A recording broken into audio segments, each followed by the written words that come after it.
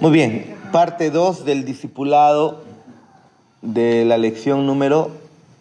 ¿Qué número es? ¿17? 17. Lección número 17, ¿no? Hemos visto el sacrificio. Cómo es que en el Antiguo Testamento los sacrificios hechos por el pueblo de Israel, ordenados por Dios en el monte Sinaí, e incluso desde antes del monte Sinaí ya el pueblo hacía sacrificios a Dios, ¿no? Encontramos el primer sacrificio que lo hace Dios mismo. Al matar un animal, quitarle la piel, derramar su sangre y cubrir la desnudez de Adán y Eva. El primer sacrificio lo hace Dios y el último lo hace Dios, ¿no?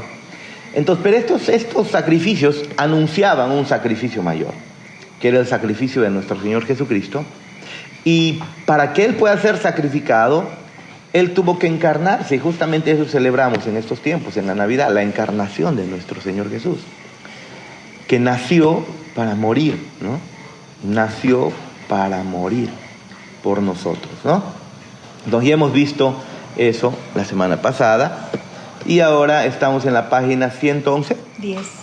Ah, ya, 110. En C, la C, ¿no? No, En el número 2. Hebreos 10, sí. Del 5 al 10 otra vez vamos a ver. Hebreos 10. Perdonen si mi voz se quiere cortar, estoy con gripe desde antes de ayer, hermanos. Y hoy día ya me está tumbando. Hebreos 10. Hoy día el cuerpo ya no dio más, ya todo el día botado en cama. No, te reprendo. No está mal, pero no está mal. Ustedes van a entender mi dolor solo cuando den a luz. Ese teo se pasa, ¿no? Hebreos 10, versículos 5 al 10. Dice lo siguiente. Por lo cual, entrando en el mundo, dice, sacrificio y ofrenda no quisiste, mas me preparaste cuerpo. Holocaustos y expiaciones por el pecado no te agradaron. Entonces dije, he aquí que vengo, oh Dios, para hacer tu voluntad. Como en el rollo del libro que está escrito de mí. Sigue diciendo. Diciendo primero, sacrificio y ofrenda y holocaustos y expiaciones por el pecado no quisiste, ni te agradaron, las cuales cosas se ofrecen según la ley. Y diciendo luego, he aquí que vengo, oh Dios, para hacer tu voluntad. Quita lo primero para establecer lo último. En esa voluntad somos santificados mediante la ofrenda del cuerpo de Jesucristo hecha una vez y para siempre. Yo les conté que los sacrificios del Antiguo Testamento, los sacrificios de animales, para el pueblo de Israel cesaron. Y cesaron después de la muerte de Jesucristo. Ahora, hay que tomar en cuenta esto. El pueblo de Israel como nación no cree en Jesús actualmente. No creen en Jesús, lo toman como un profeta bueno, algunos lo toman como alguien que sin importancia. Pero no creen que realmente haya sido el Hijo de Dios o que sea el Hijo de Dios. Creen en su existencia, en lo que dijo, ¿no? La vida que tiene, pero no creen que haya resucitado. Ellos no creen. Por lo tanto, cuando muere Cristo, ustedes saben que el velo del templo se rasga y no se supone, sino que Dios está mostrando no más sacrificios en el templo. Ya no es necesario, el último sacrificio fue hecho. Pero cuando Cristo resucita, el pueblo continúa ofreciendo sacrificios. Ahora, si Cristo ya resucitó y ya fue el último sacrificio, entonces cualquier sacrificio del pueblo de Israel es innecesario y ahora a Dios no le agrada para nada. ¿No es así?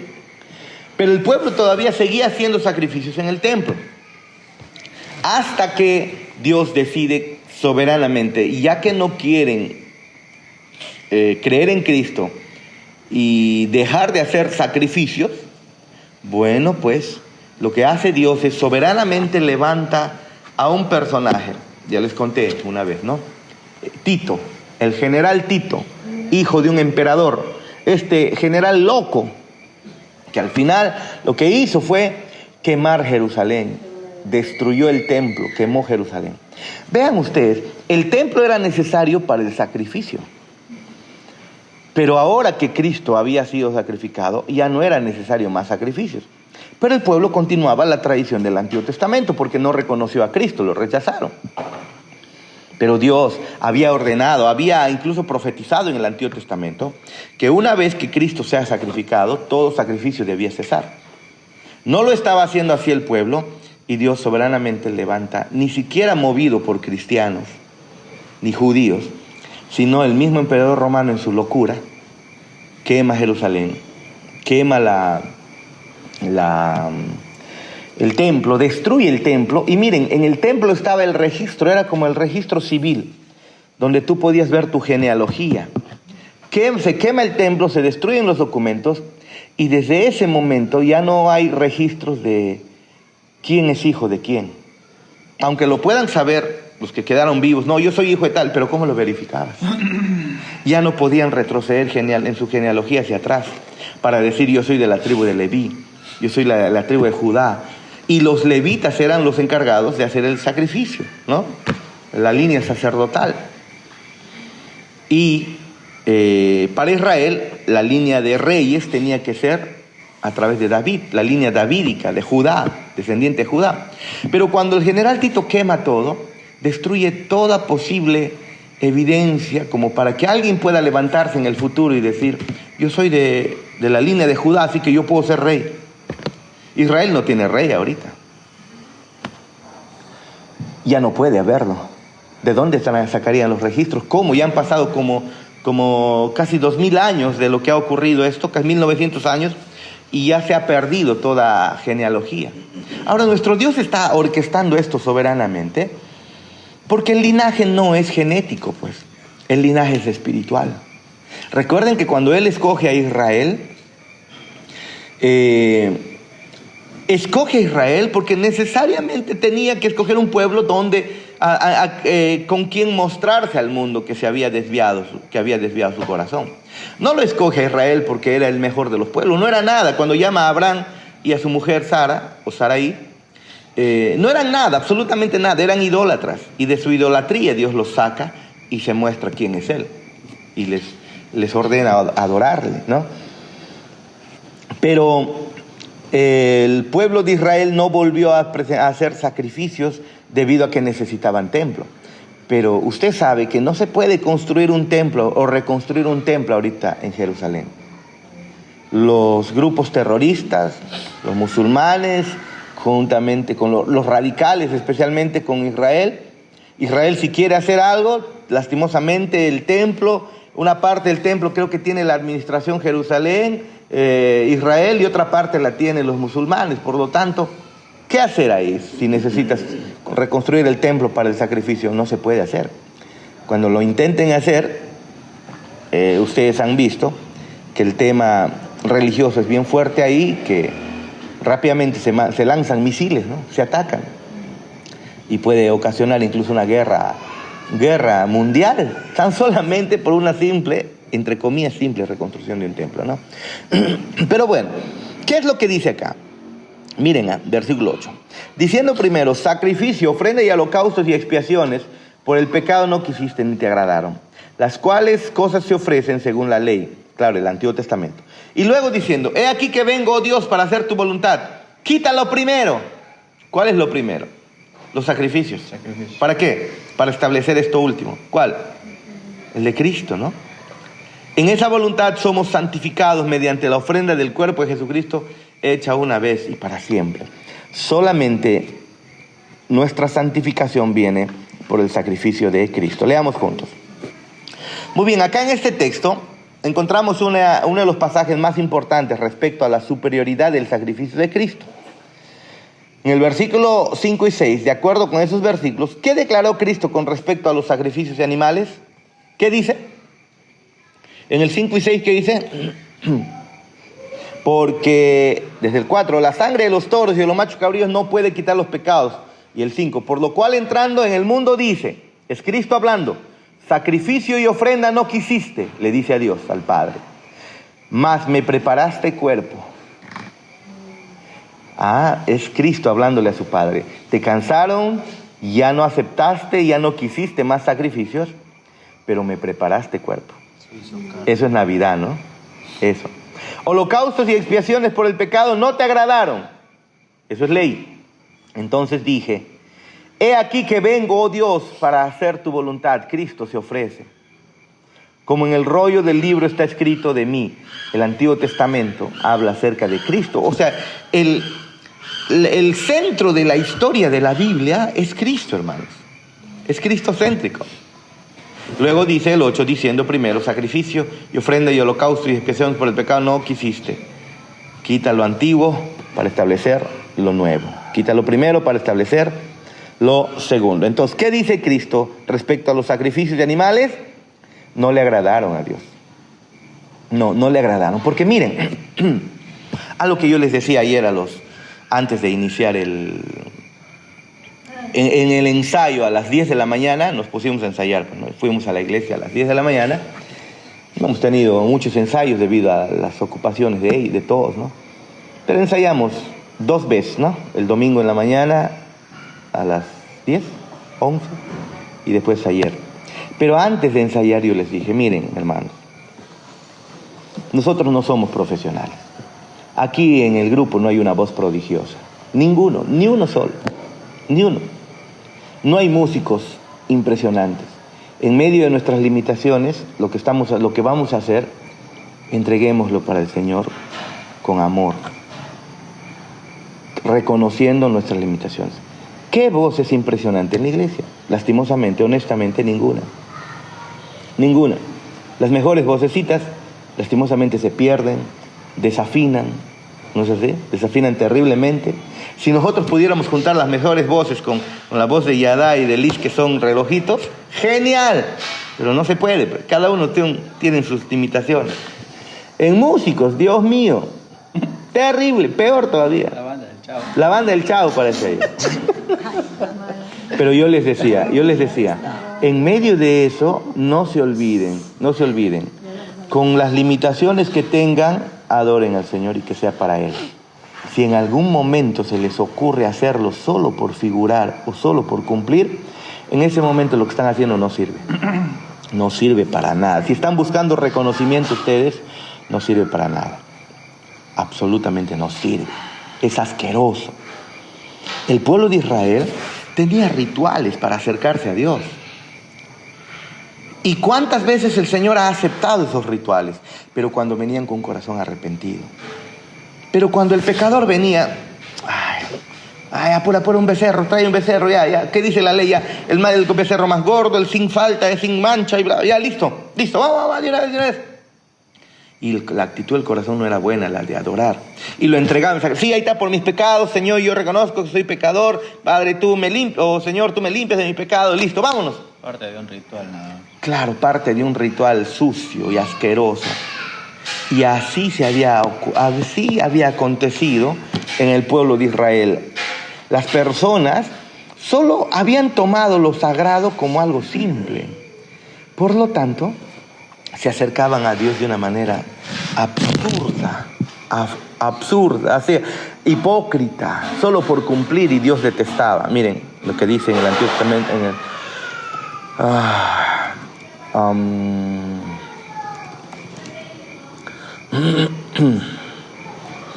¿cómo se llama esto?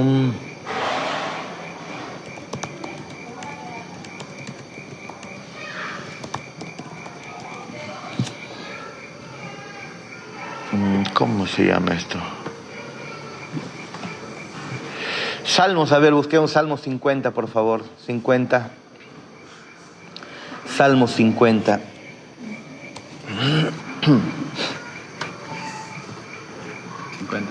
50, versículo 7, a ver, dice: oye, pueblo mío, miren el salmo, ¿sabes?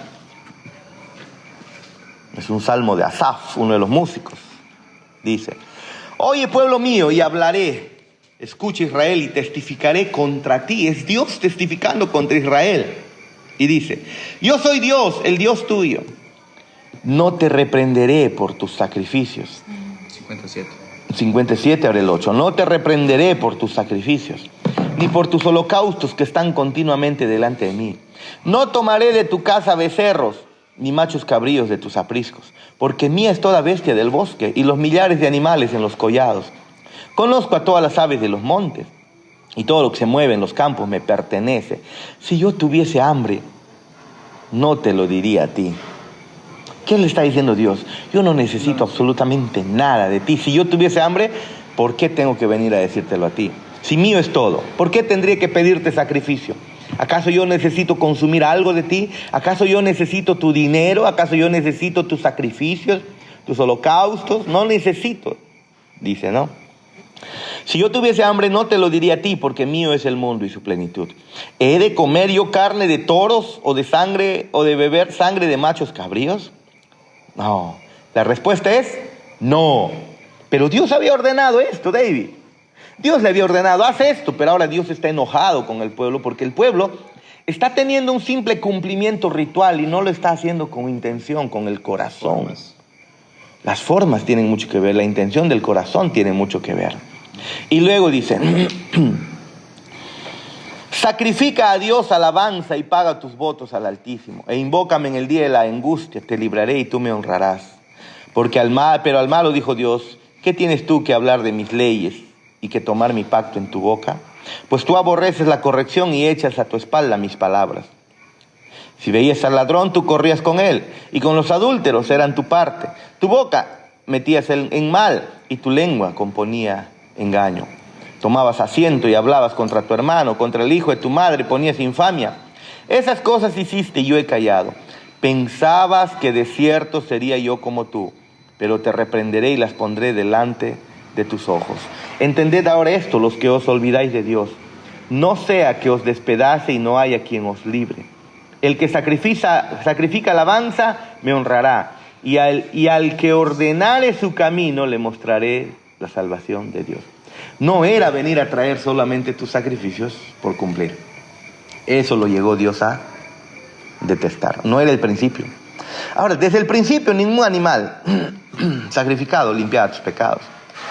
Pero lo que Dios estaba buscando es generar en el corazón de los que venían a adorarle una convicción de pecado, una necesidad de limpieza, el que puedan ver su condición miserable delante de un Dios santo, que puedan ver su necesidad de Dios desesperada y que Dios es bueno para acercarse. No es solamente cumplir un simple ritual, check, así como cuando van a la municipalidad, increíble, ¿no? Cuando trabajan en la municipalidad, corriendo, una vez cuando fui a llevar un documento para el alcalde, corriendo llega la gente, ya va a ser hora, pone su cara, creo que su ojo era ahora, ¿no? Pone su ojo, plic, marca, pum, ¿acaso entra a su oficina? Solo registran su asistencia, ¿no? Registra su asistencia y fuga. Muchos hacen eso. Entonces yo le preguntaba, pero no es hora de entrar, se supone que ya marcaron y deben estar trabajando. No, así son acá, se van a andar, tienen almuerzo, comen juntos, allá van a desayunar, pero ya marcaron. ¿En dónde necesitan? Sí. En la Pero es una firma. Una firma. Pero, miren, ellos son funcionarios públicos y están trabajando pues para el pueblo, ¿no? No es una entidad privada, es una entidad pública. Eso es un simple cumplir nada más. Creo que la vez pasada se filtró un audio de una votación en el Congreso, donde era una votación virtual. Creo que el hombre no estaba en el pleno del Congreso. Parece que estaba en un cuarto de hotel con alguien, porque a su amante, creo, le dice, no me toques, ya un ratito voy a votar. O sea, está con su amante debatiendo temas de mucha importancia para el país, pero está en arrumacos, en besos y abrazos. No. Si a nosotros nos apesta eso, ¿cuánto más al Señor? Le apestó el que el hombre solamente sea un cumplidor de leyes. No, hermanos, no. No solamente somos simples cumplidores de leyes, así estemos en sana doctrina. No, ahora sí, puro sana doctrina, y pudiéramos estar con el corazón todavía podrido. No es así. Pero Cristo muestra que ningún sacrificio de animal podía quitar los pecados de nadie. Leamos juntos. tiene mucho que ver la ofrenda que entregues al Señor. Estoy hablando de tu vida, no estoy hablando de dinero necesariamente, estoy hablando de tu vida, estoy hablando de tu devoción al Señor, tu asistencia a la iglesia, tu devoción a Él tiene que estar centrado en el reconocimiento de que lo necesitas, no de que Él te necesita. Ay, voy a ir a la iglesia porque si no están hablando, ¿no? Voy a orar porque si no están hablando. O Él me necesita. No, Él no necesita nada de eso. Necesita nuestro amor, nuestra devoción, y ni siquiera es para Él. No, Él no sale beneficiado. Quienes salimos beneficiados somos nosotros, hermanos. Nota, Cristo no está negando que Dios ordenó sacrificios de animales bajo la ley de Moisés. Claro que lo hizo. Él simplemente está declarando que no tienen poder para quitar el pecado. Su propósito era apuntar a Cristo. Apuntaban a Cristo. Y una vez que Cristo vino, ya no se necesita. B. De acuerdo con los versículos 5 y 7, ¿qué declaró Cristo que sería el reemplazo para los ineficaces sacrificios de animales? Desde el versículo 5 al 7. ¿Qué dice? De Hebreos.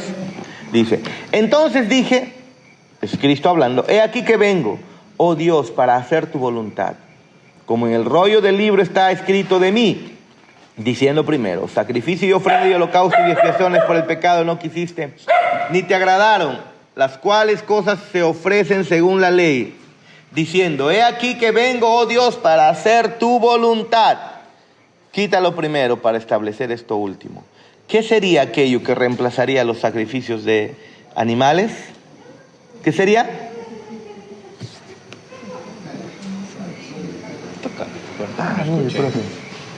Qué buen oído de Yadá. Hoy sí, Yadá tiene oído de... Ni yo no escuché nada. Hermano, bendiciones, paz esté. ¿Qué tal? Nos tenemos que Disculpe. abrir. Un poquito para acá, ponte, para que... Una silla, pásale, pues. Disculpe, ¿qué tal? ¿Cómo escuchaste, Chimu? ¿Cómo escuchar? Bueno, no, acá, hermanito, acá. Acá ahí se van a juntar un poquito más y ya está. Ya.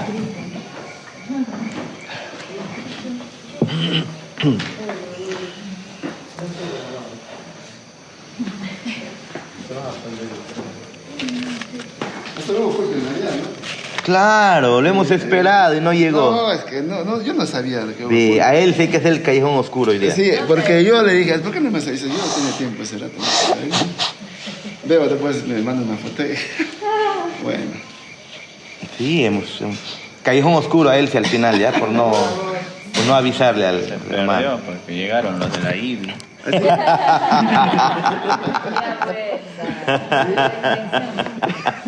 En vivo. El Señor de la Iglesia de su corazón. A mí me ha gustado, yo he salido contenta anoche. ña, estaba ya la dice. Uy, ¿verdad? ¿Qué está sonando?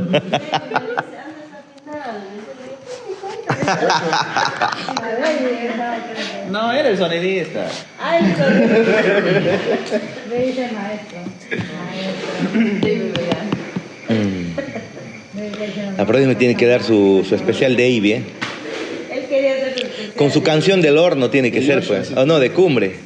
Su canción de cumbre. Los pollitos dicen. Pero ¿cómo escuchar la porcita despacito, no? Sí, pues, ¿qué pasó? ¿De qué? Yo pensé que tú lo hacías la de despacito, ¿no? Ah, buen oído tiene ya. Muy bien, sigamos. Estamos en la página 111. Entonces, de acuerdo con los versículos 5 y 7, ¿qué declaró Cristo que sería el reemplazo para los ineficaces sacrificios de animales? ¿Qué dice?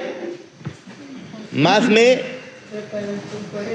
preparaste cuerpo. Eso. Miren ustedes, hermanos, y justamente eso es Navidad, pues. El Padre, gracias, el Padre preparó un cuerpo para su Hijo. Y ese cuerpo sería sacrificado. Y eso es lo que celebramos en Navidad.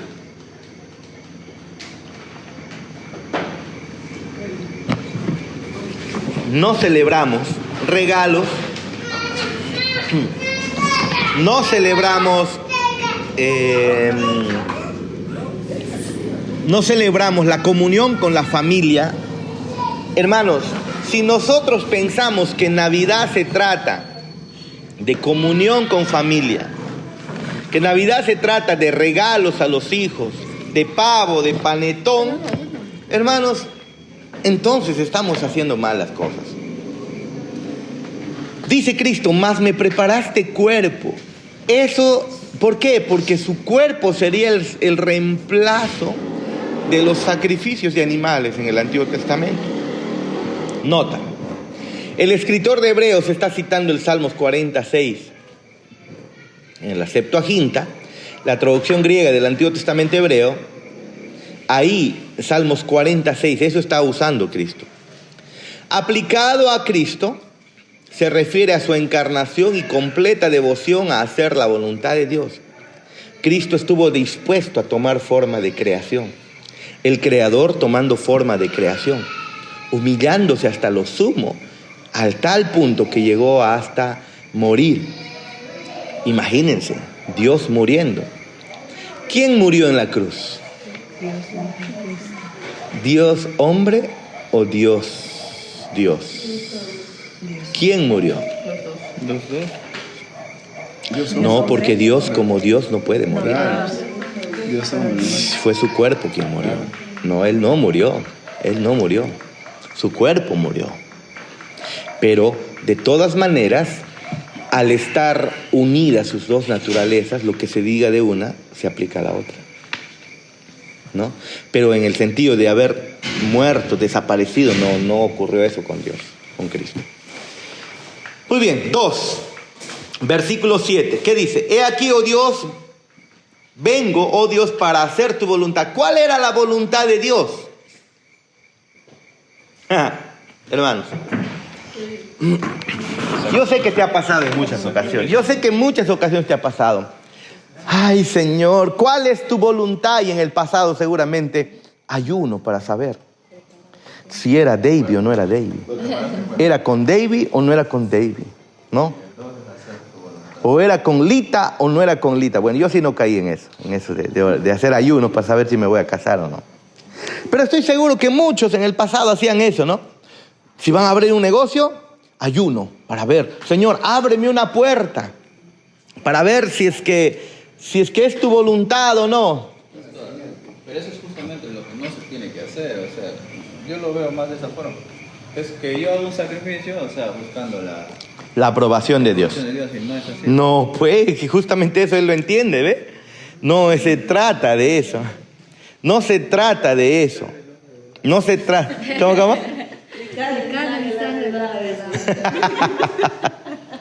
La Ivy le ha regalado. María Alejandra. Paul, después de haber visto a la Ivy, ayer ha estado decepcionado. ¿Qué es eso? ¿Qué es la Ivy que está hablando? La Ivy es el grupo de alabanza, un grupo de alabanza. Muy bonito, hermoso. No, sino que en la iglesia se armó el grupo que se hizo un especial y ya. El grupo El Chavo. Después que me haya perdido. Pero miren ustedes, en el pasado, ¿cuántas personas han hecho esto? Ahí han dicho, Señor, ¿cuál será tu voluntad? A ver, ayuno. O si no, agarran su Biblia, Señor, ¿cuál es tu voluntad? ¿Cuál es tu voluntad? ¡Pum! ¿No? Y donde cae el dedo. ¿Cuántas personas han hecho eso? Y saben, la voluntad de Dios no es algo que tú tienes que buscarla. ¿Qué estás haciendo? Estoy buscando la voluntad de Dios. Espérate, ¿no conoces la voluntad de Dios? ¿Se ha perdido la voluntad de Dios? Ya está escrito. No, la voluntad de Dios está completamente detallada para todos sus hijos. La voluntad de Dios está detallada para todos sus hijos. Si tú te preguntas, es que no sé cuál es, yo estoy en la iglesia, pero no sé cuál es la voluntad de Dios para mi vida. No, entonces estás completamente perdido, no estás entendiendo nada. Porque la voluntad de Dios se la ha dado Dios a toditos. Y tú no tienes que hacer ayuno para eso. Ahora, no estoy diciendo que en la Biblia diga con quién te vas a casar, sino que lastimosamente cuando nosotros pensamos en la voluntad de Dios, estamos pensando en cosas personales, específicas, superficiales. Por más que el tema matrimonial es un tema muy importante, una decisión muy importante con quién casarse, déjame decirte que Dios no dice con quién te vas a casar. No dice. No dice qué trabajo debes tomar, qué empresa debes abrir, si tenías que abrir el segundo cumbre o no. No te dice eso. Esas cosas el Señor te lo deja a tu voluntad.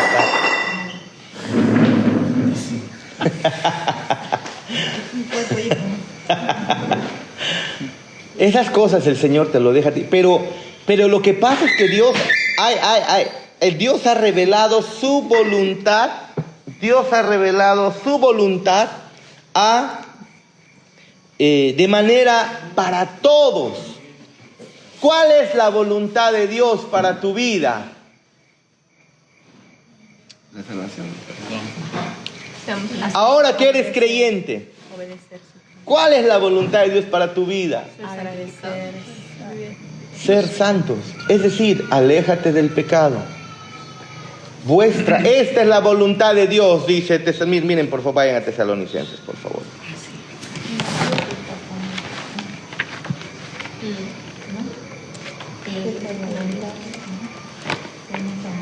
Nosotros caminamos a ciegas siendo creyentes, ¿no? Y eso está completamente mal. Dios ya nos ha revelado qué es lo que quiere para ti. Y dice el versículo 3, 1 de Tesalonicenses 4:3. Pues la voluntad de Dios es vuestra santificación. Que os apartéis de... Suficiente. Sí. Santifícate. Es la voluntad de Dios.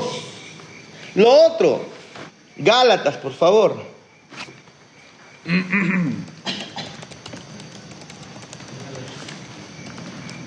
Gálatas 5 debe ser.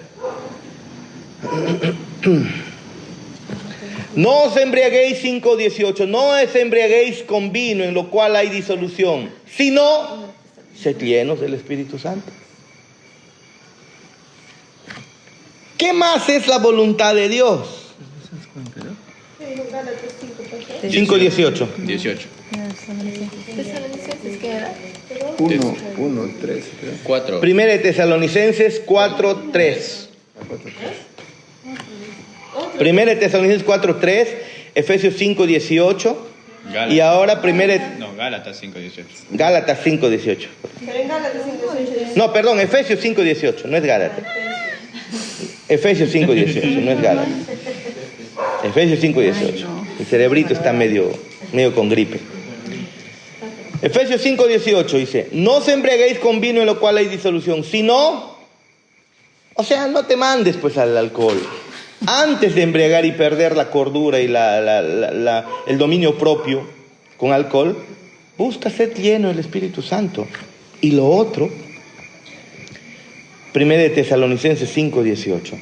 Dad gracias en todo, porque esta es la voluntad de Dios para con vosotros en Cristo Jesús. Hermanos, ¿necesitas tú buscar la voluntad de Dios? No. Dios ha dado su voluntad en su palabra y es general para todos sus hijos, para todos nosotros. Que Chana sea cada vez más santa. Que eso, santa, es decir, en la práctica se aleje del pecado, de aquello que no le agrada a Dios. Que David sea lleno del Espíritu Santo. ¿Qué significa eso? Que comience a mostrar el carácter de Cristo. Amor, gozo, paz, paciencia, benignidad, templanza, mansedumbre.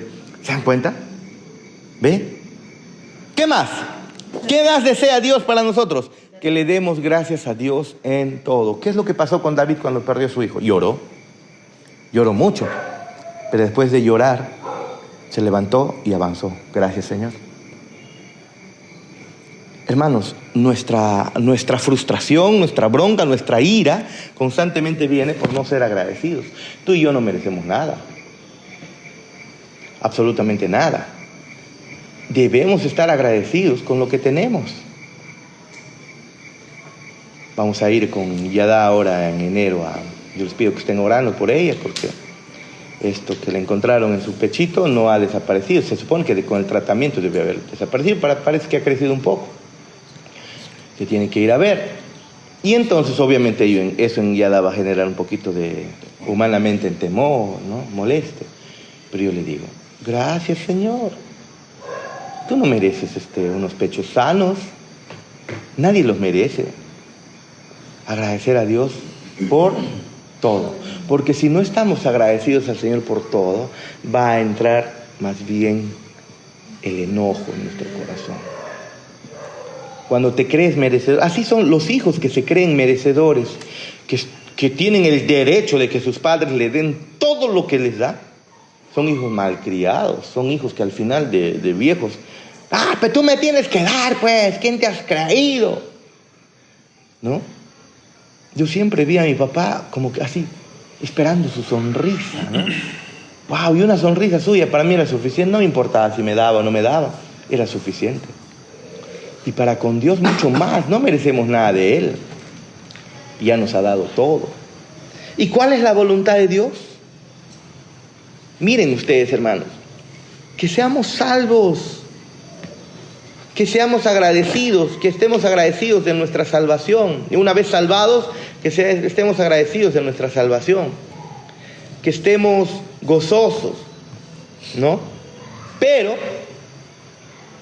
en el versículo 7 aquí de Hebreos, que estamos leyendo, Hebreos 10, Cristo dice: aquí vengo, oh Dios, para hacer tu voluntad. ¿Y cuál era la voluntad de Cristo? ¿Cuál era la voluntad de Dios para Cristo? Para el perdón de nuestros pecados. Morir en una cruz. Morir en una cruz. Y Él vino y lo cumplió.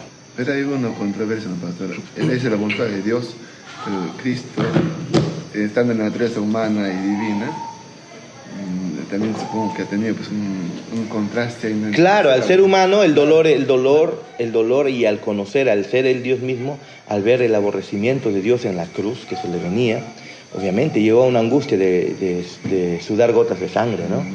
Y esa angustia solamente se da cuando una persona está en un estado de estrés y angustia máxima. Tus glándulas sudoríparas se revientan y comienzas a sudar sangre. Eso es posible, sí. Y las personas la han experimentado solo cuando han estado en momentos de terrible angustia. Cristo en su humanidad iba a sentir el peso de la ira de Dios. Eso es lo que le angustiaba. Él no le angustiaba los clavitos, el azote, ¿no? La lanza, ¿no? Y el resultante sería será la ira de Dios, ¿no? O sea, que tuvo que soportarla, ¿no? O sea, en su humanidad, porque claro. Eso será Dios. Exactamente, ¿no? Pero dice: yo vengo y vine para hacer tu voluntad. ¿Y cuál era su voluntad? Salvarnos. Miren, ¿ve? Salvarnos, de eso se trata al final, ¿ve? Y una vez salvado, no te ha dejado a la deriva. Ahora salvado, Paul, ¿qué vas a hacer de tu vida? ¿Con quién te vas a casar? No, lo que importa no es tanto eso. El asunto es que si él busca la santidad, si él busca ser lleno del Espíritu Santo, si él está agradecido con Dios, en algún momento su corazón se puede abrir para alguien. Y él, si es que está buscando al Espíritu Santo, la comunión con él, la santidad, ¿acaso va a estar pisando los principios, pues? Por lo tanto, que tome la decisión que quiera, mientras sea una mujer, ¿no?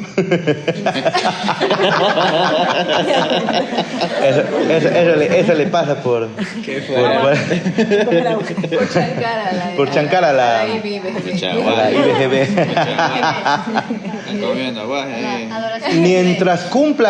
Mira, yo les pregunto, si es que un varón o una mujer está alejándose del pecado, está siendo lleno del Espíritu Santo y está agradeciendo a Dios por todo, ¿quién está guiando su corazón? El Espíritu Santo. Dios, ¿sí o no? Por lo tanto, toma la decisión que quieras. No significa que todo te va a salir bien. Significa que Él te va a acompañar. Y si el negocio te va mal, Él va a estar contigo.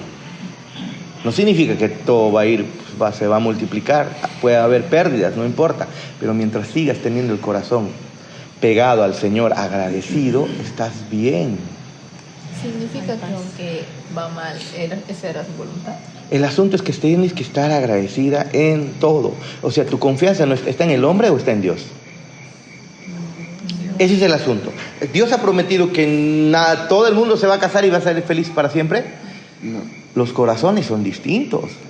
Dios, por lo general, ahora hay que aclarar, por lo general, los que cumplen los principios bíblicos, por lo general, regla general, casi para todos, una regla general no significa, tiene excepciones, ¿no? Pero significa que por lo general van a disfrutar de un hermoso matrimonio, aunque con dificultades, pero de verdad, hasta que la muerte los separe. Pero a veces puede ocurrir que no. Pueden quedar viudos, pueden haber tantas cosas, pero el asunto está que el corazón, claro, las consecuencias a veces de nuestras malas acciones las pagamos, pero el corazón debe mantenerse aferrado al Señor. Y aferrado al Señor, estás bien, estás completamente bien. ¿Ve? Ahora, no estamos dando licencia que, bueno, el Señor todo lo ha permitido, por lo menos voy a pecar que me da la gana. No, sé santo. Busca ser lleno del Espíritu Santo. Agradécele en todo y estás bien. Y el Señor obrará. Hay excepciones. Por lo general, mira, ¿qué es lo que dice la Biblia en Proverbios? Dice, encomienda a Jehová, instruye al niño en su camino y aun cuando fuere viejo no se apartará de él. Te pregunto, ¿eso es una ley estricta? ¿Significa que sí o sí se va a cumplir en todos los hijos? No, pero pareciera que lo sería. Lastimosamente muchos lo toman mal. Ese texto no está diciendo que cuando tú instruyes a tu hijo desde chiquito, sí o sí luego se va a convertir en pastor o va a ser un creyente hasta todos los días de su vida. No es así. No es así. Son reglas generales.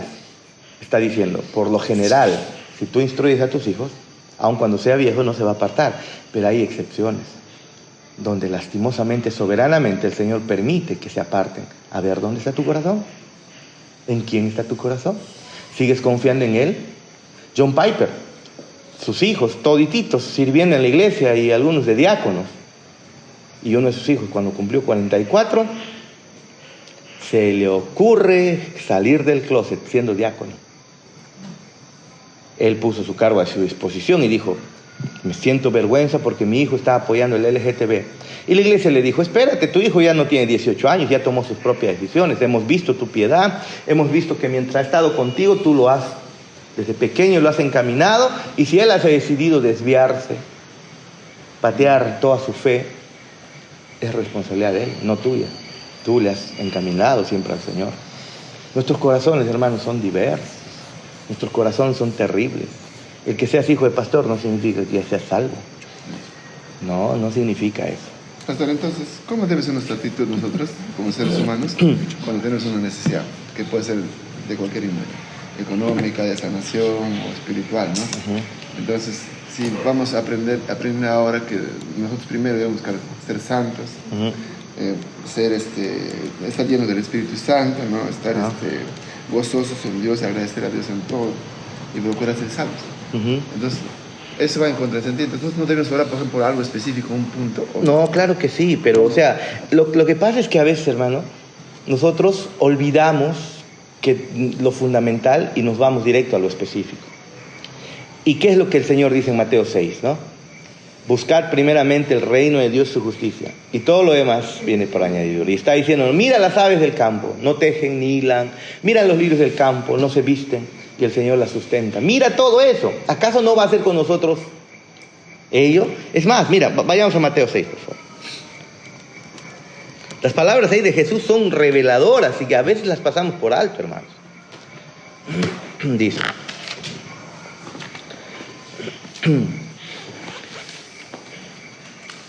Mateo 5:5, ¿no? Cuando ores no seas como los hipócritas, porque ellos aman el orar en pie en las sinagogas y en las esquinas de las calles para ser vistos de los hombres.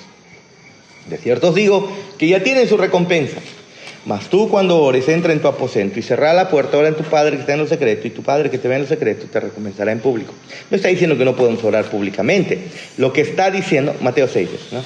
Lo que está diciendo es que tú tienes que tener una actitud secreta, íntima de oración y no solamente para que sea visto por los hombres. Y luego dice, 7, y orando no uséis vanas repeticiones como los incrédulos, que piensan que por su palabrería van a ser oídos. No os hagáis pues semejantes a ellos, porque vuestro Padre sabe de qué cosas tenéis necesidad antes que vosotros le pidáis. El problema es que cuando venimos a orar al Señor, imaginemos Yada, imaginemos que no conoce esto, Yada viene y que no ha estado orando cuánto tiempo y ahora sabe que se le viene el chequeo médico en Lima en la primera semana de enero. Sí, Ay, Señor, te pido. Ahí está el asunto, ahí está el asunto.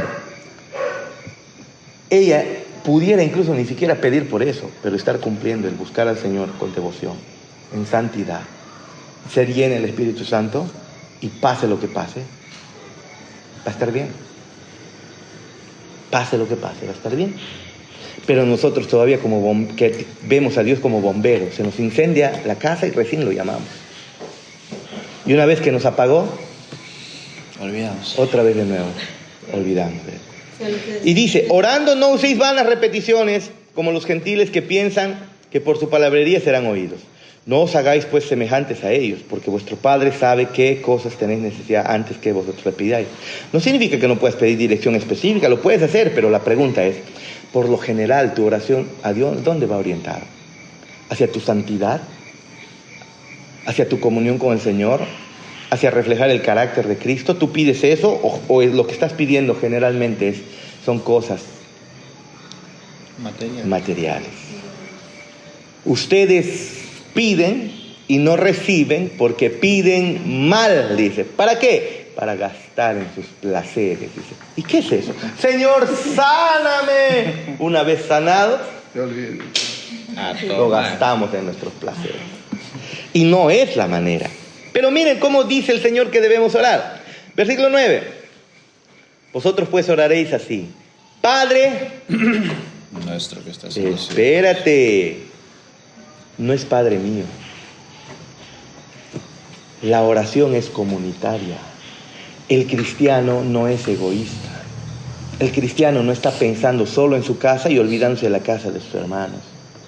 El cristiano no está pensando solo, por ejemplo, Yadá, solo en su enfermedad y olvidándose de cuántos otros en la iglesia que también tienen enfermedad. Y que cuando ella está enferma, de ella sí que se preocupen, pero y cuando otros se enferman, ella no se va a preocupar de nadie. No. Padre no es mío solo, es... ¿Qué es? Nuestro. ¿Te das cuenta cómo desde plano cuando te acercas a Dios el egoísmo debe ser quitado? Pero nosotros somos bendíceme, ¿no? Ayúdame, ¿no? Dame, prospérame. Pero aquí dice, Padre nuestro que estáis en los cielos, no es cualquier Padre. Es un Padre santo, no es como tu papá, no es humano. Aunque es tu padre, no es tu chochera, tu causa, tu yunta, tu causa, ¿no? Tu amigo está en los cielos, dice. Y luego dice, ahora sí, Padre nuestro que estás en los cielos, santifica tu nombre, Señor. Espérate, Él ha trabajado por toda la eternidad, dice la palabra, para santificar su nombre. ¿Por qué te pide a ti que ores para que Él santifique su nombre? Si es como le estuvieras diciendo, imagínate a Chana que está barriendo la casa, trapeando con mucho amor, viene David, le ve y dice, oye Chana, trapeas la casa, ya le. Oye, y Chana, oye, pero estoy trapeando la casa, ¿no? Estoy haciendo, o sea, me estás mandando a hacer algo que yo por mi propia iniciativa estoy haciendo. Y Dios dice eso. Él desde antes de que te cree, Él está trabajando por santificar su nombre. Pero nos pide que tengamos en cuenta eso. Señor, sigue santificando tu nombre. Santifícalo en mi vida, con enfermedad o sin enfermedad, con prosperidad o sin prosperidad. Santifica tu nombre en mi vida, que todo el mundo vea que yo soy tu hijo. O que tú eres santo a través de mí. Santificado sea tu nombre. Venga tu reino. No. Señor, sí, yo sé que vas a volver, pero primero me casaré. Primero tendré hijos.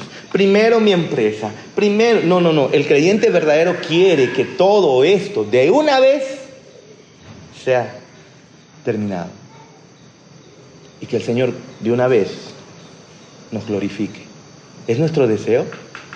Los que creen la locura del Evangelio comienzan a ver esto como una necesidad. Constantemente pecando al Señor. Paul, ¿sí o no? Venimos y de alguna manera le fallamos. ¿Acaso no nos duele eso? Y luego dice, hágase tu voluntad, no la mía. Yo puedo querer sanarme, yo puedo querer prosperar, No, que no se haga mi voluntad, que se haga tu voluntad. ¿Estás dispuesto a ver tu voluntad? Y luego dice, como en el cielo, así también en la tierra. Ahora, después de haber orado pensando en Dios, en su santidad, en su reino, recién te preocupas por las cosas materiales o físicas. El pan puede incluir acá cosas materiales, como justamente el sustento económico, como también el trabajo o como también la salud misma. Todo lo que necesites para vivir. ¿Sí? Tus relaciones incluso familiares, tus relaciones interpersonales, todo esto puede estar incluido acá en el pan. Pero escucha lo que dice, el pan... otra vez, no dice, Señor, dame mi pan. Dice,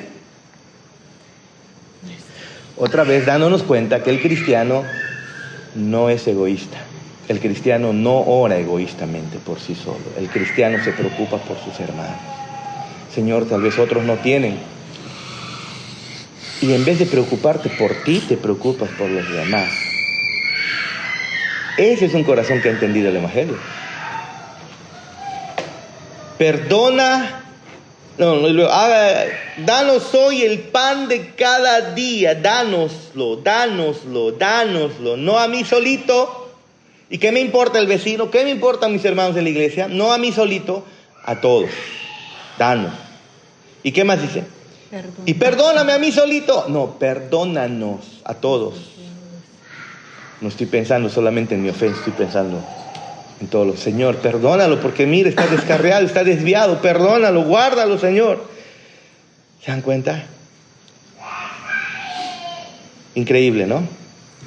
Nosotros, ¿cómo vamos a orar entonces? Y por último, para salir de este paréntesis, quiero que vayan a Salmos, por favor, 37, versículo 3. Salmos 37, 3. ¿Qué hacer entonces ante las tantas dificultades de la vida y las incertidumbres que vienen? Bueno, pues tranquilo, confía en el Señor. Y dice, versículo 3, confía en Jehová y haz eso otra vez, sé santo. Aléjate del pecado, sé santo, sé lleno del Espíritu Santo. Eso es hacer el bien.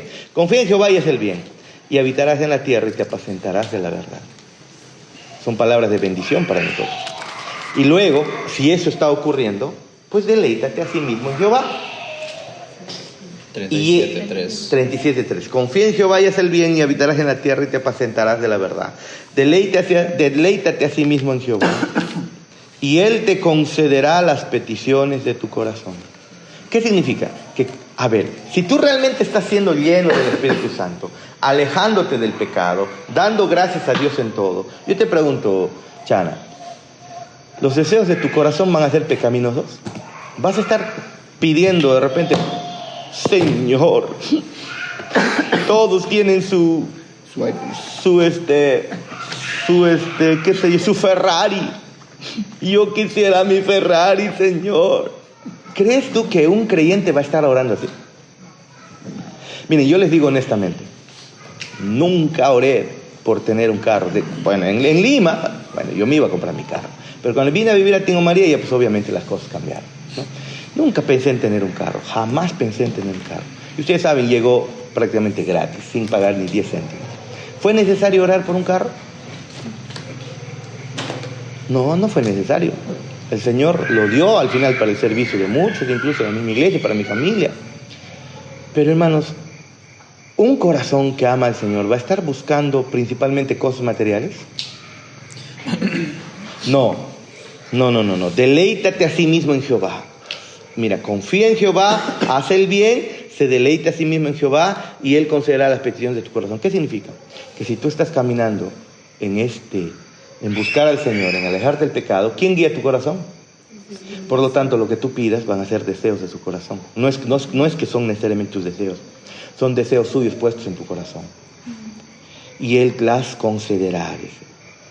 5. Encomienda a Jehová tu camino, luego confía en Él y Él hará.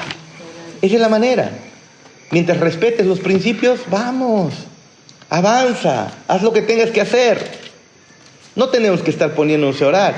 Solo cumple los principios. El momento que rompemos los principios bíblicos, nos va a dar un jalón de oreja y la vamos a pasar mal. Pero la voluntad de Dios no está escondida para nosotros. Y para Cristo tampoco lo estuvo. Él sabía que la voluntad de Dios era que venga a salvarnos.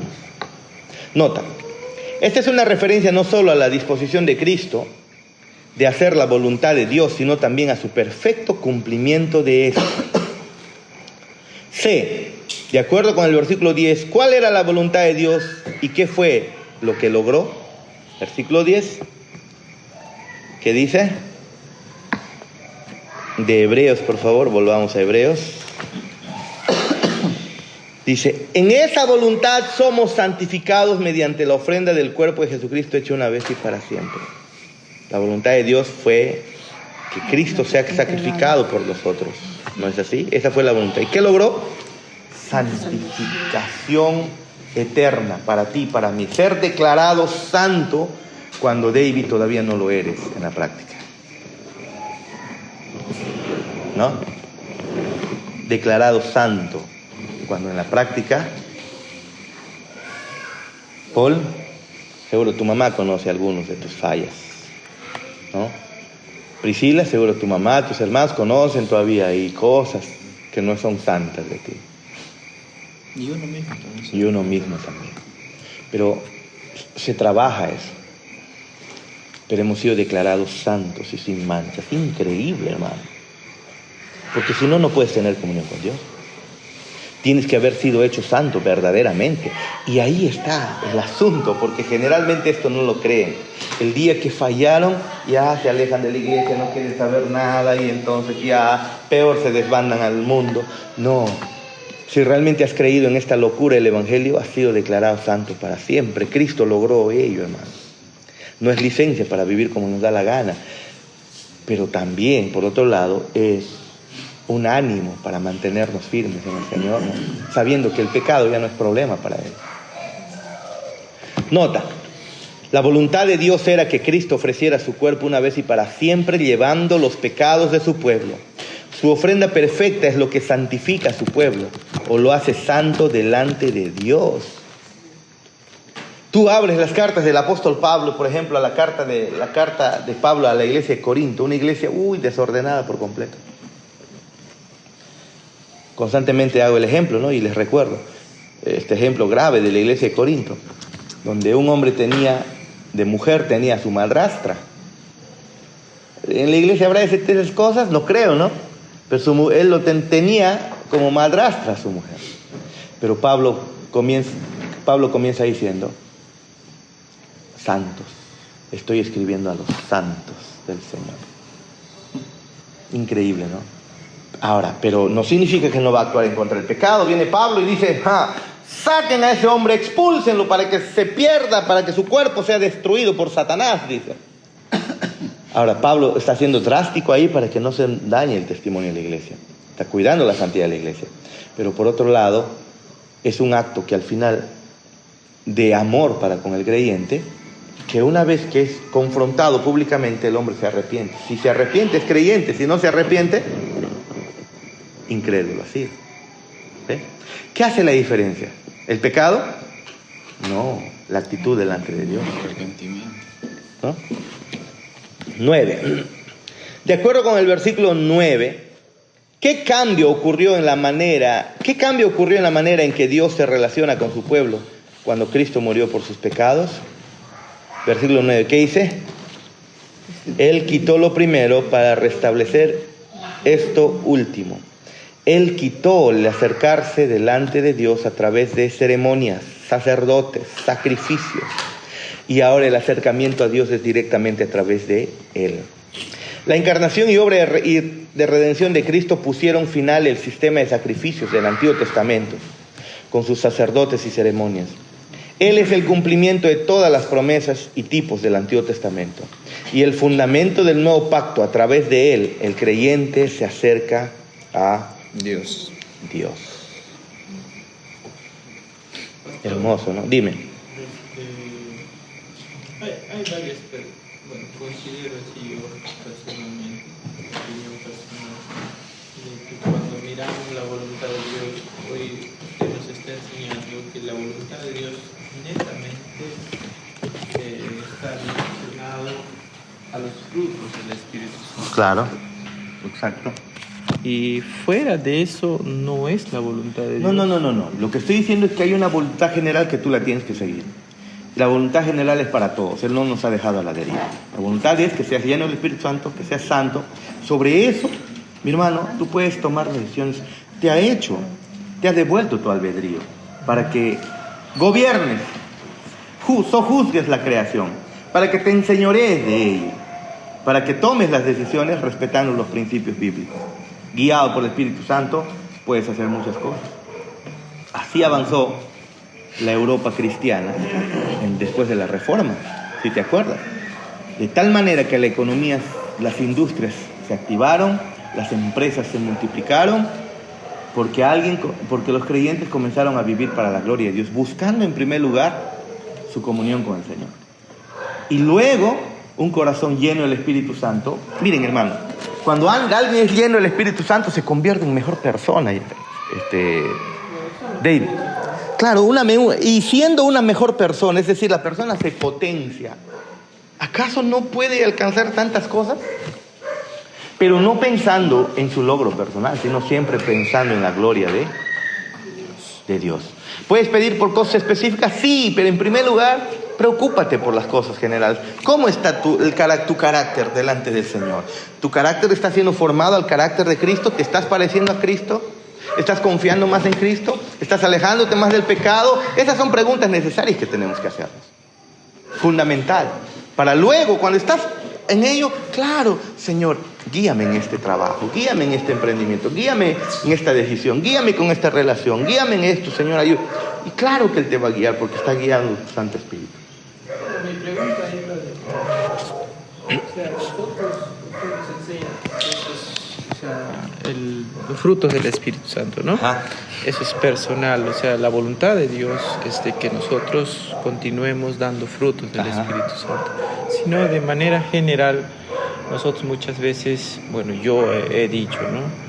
Algunas cosas que van bien, dije, bueno, es la voluntad de Dios, ¿no? Pero ¿qué pasa al hermano que pone algo y no le va bien? Entonces, ¿es la voluntad de Dios o no es la voluntad de Dios? O sea, hablando de la otra perspectiva general, porque de nosotros está resuelto que nosotros, si queremos cumplir la voluntad de Dios, es que, estamos tratando de dar los frutos, porque cumplirlo todos los frutos del Espíritu Santo, contristamos al Espíritu Santo con cada minuto, ¿no? Pero a veces yo ahora evito de decir que tal vez, ¿no? En público, ¿no? Gracias a la voluntad de Dios estamos bien, ¿no? Pero ¿qué pasa con el hermano? ¿Qué pasa con Pablo, que murió crucificado al revés? Pedro, ¿no? Fue la voluntad de Dios. Fue la voluntad de Dios. Fue la voluntad. Entonces, porque una vez que se cumple la voluntad general, David, todo lo demás que ocurra está bien. Así mueras crucificado de cabeza, estás bien cuando has entendido el Evangelio. Pero la Biblia nos muestra, por ejemplo, en el tema empresarial, hay principios de laboriosidad. Una persona que es laboriosa, obviamente, va a prosperar. Una persona que no es laboriosa no va a prosperar. ¿No es así? Una persona que está inactiva no va a alcanzar muchas cosas. Una persona activa va a alcanzar mucho. Y encima, hay principios de laboriosidad en las Escrituras. Hay principios de laboriosidad. Así que, mientras ello se va cumpliendo con los principios bíblicos, como les dije, ¿cuántas personas cristianas se han hecho muy exitosas, muy prósperas? Pero también puede ocurrir soberanamente que nuestro Señor no permita que alguien sea así, como Lázaro. Pero no significa que para todos vamos a ser Lázaro. Por lo general, la Biblia dice que al que trabaja laboriosamente va a tener. Eso dice la Biblia, regla general. Por ahí algo ocurrirá, que alguien que está trabajando honestamente se va a la quiebra. Pero es ya soberanía del Señor. Pero por lo general está ocurriendo esto. Como Él instruye al niño en su camino, por lo general instrúyelo, no se va a apartar. Pero por ahí de 100, 1, 2 pudiera suceder que se aparten. Sino que estamos cumpliendo las reglas generales que el Señor ha dejado, principios generales. Pero por sobre ello, hermanos, la santificación en nuestras vidas es fundamental. he escuchado también el factor de lo permitido con la voluntad. La voluntad. Lo que pasa es que hay una corriente carismática, ¿no? Ay, la voluntad permisiva, la voluntad perfecta, han cogido el texto de manera equivocada y no. Es cierto que nuestro Señor permite, por ejemplo, el pecado. Adán y Eva pecaron, sí, Dios lo permitió. Y hemos aprendido que sí, claro que Dios lo permitió. Es más, Dios lo decretó incluso. No inició el pecado, no obligó a pecar, pero estaba dentro de los decretos de Dios en el pasado. Dios lo decretó para sus planes, para su gloria. Pero siempre genera cierta controversia, ¿no? La soberanía de Sí. Dios y La responsabilidad del hombre. Por ejemplo, la costumbre cuando algo no sucede, digo, no ha sido la voluntad. No, mira, a ver, por ejemplo, un ejemplo. Una vez alguien me preguntaba,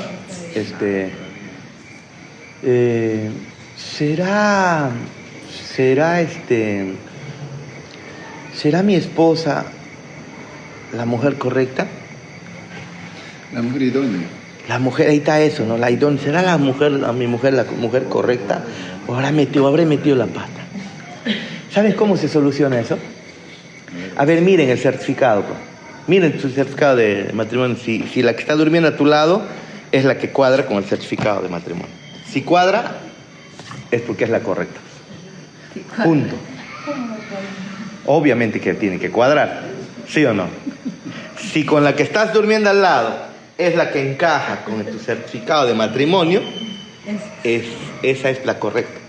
El asunto es que nosotros no queremos poner de nuestras partes de repente nuestro esfuerzo, ¿no? Y al final el matrimonio es algo que se construye.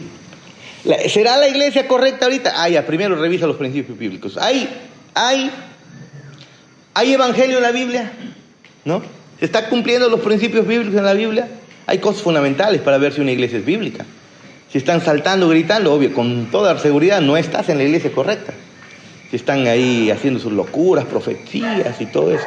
Pero si estás predicando el evangelio así, por lo tanto no tienes por qué irte. De repente alguien te cae mal o tú mismo estás portando mal, pues corrígelo, solucionalo y trabaja y avanza, ¿no? Observa los principios que el Señor ha dejado. Eso trae sabiduría, dice. Pastor, estamos hablando de la voluntad y la pregunta es, ¿la voluntad sería contrario al libre albedrío o no existe libre albedrío?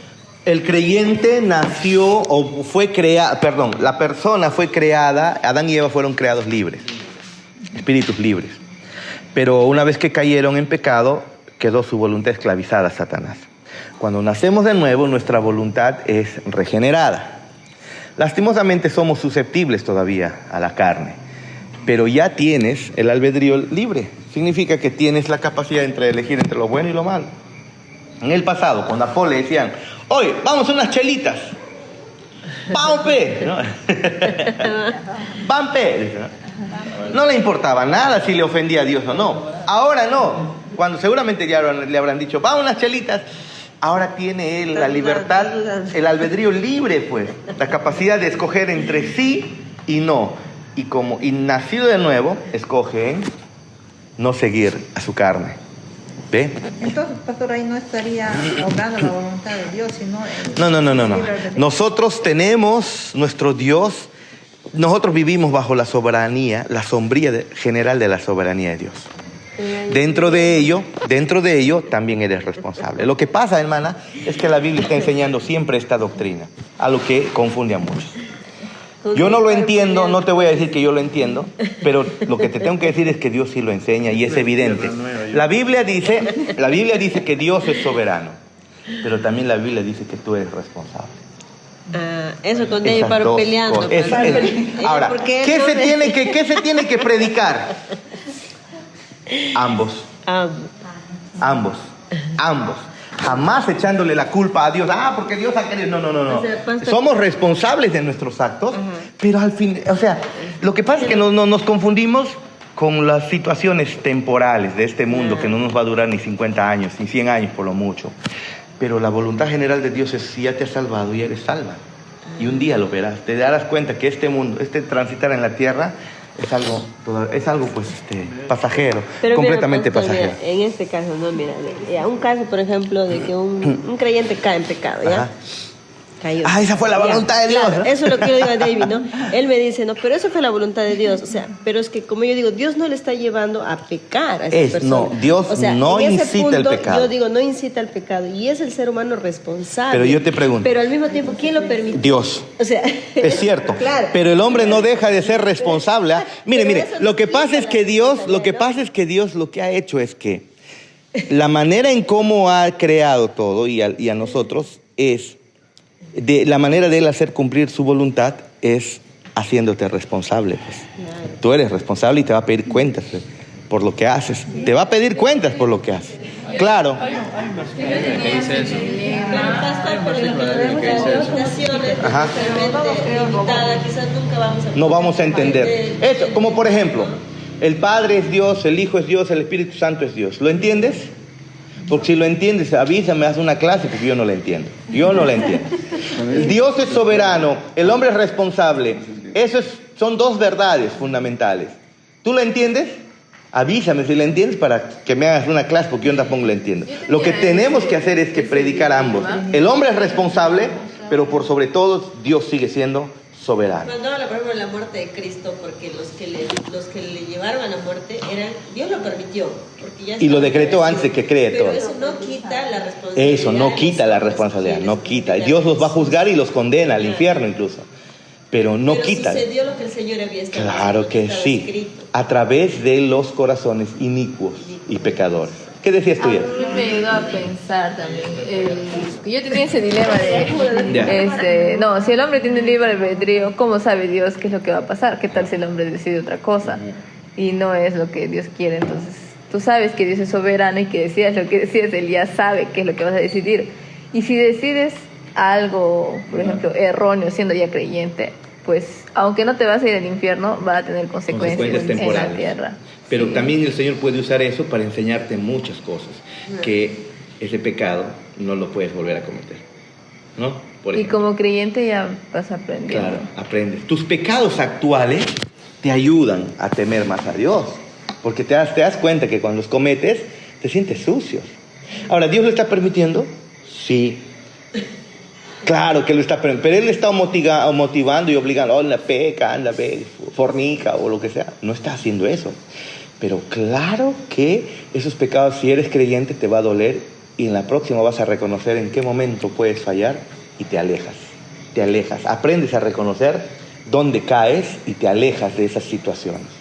Para eso era el pecado al final. Ahora el pecado incluso, hermanos, perdonen que les diga esto.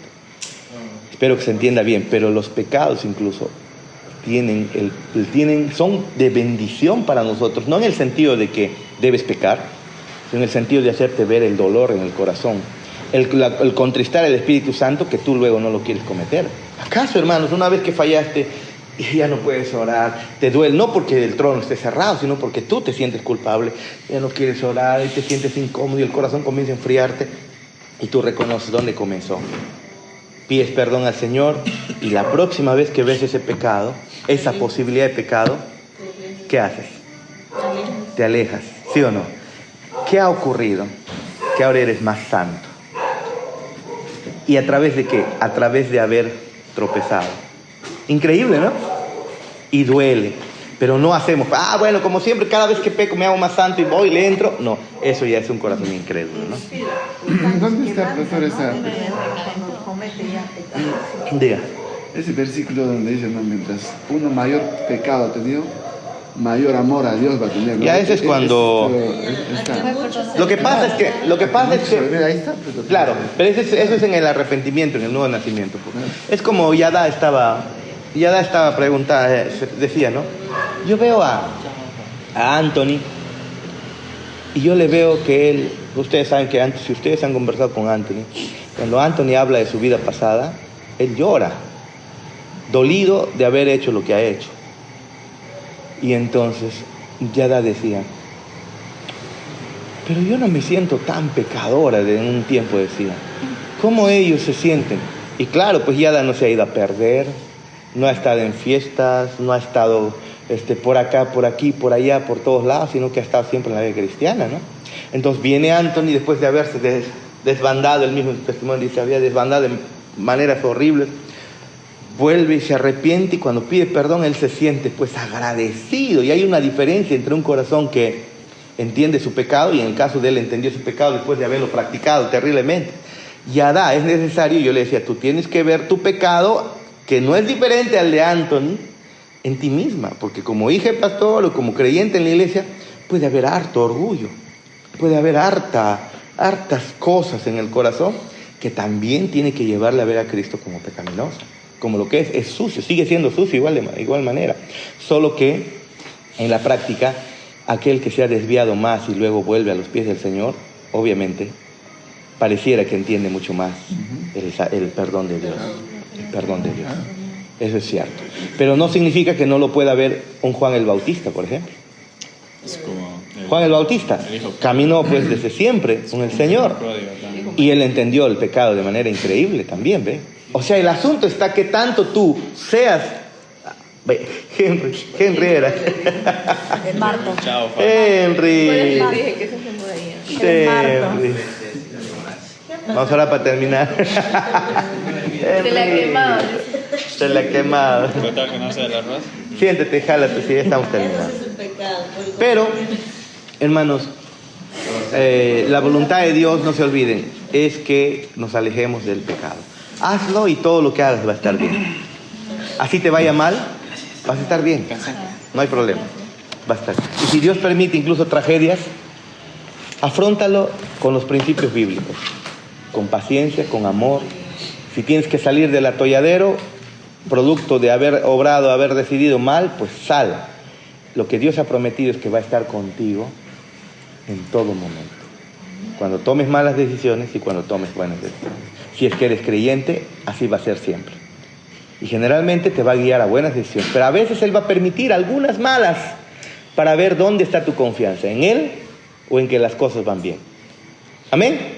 Ahí nos quedamos.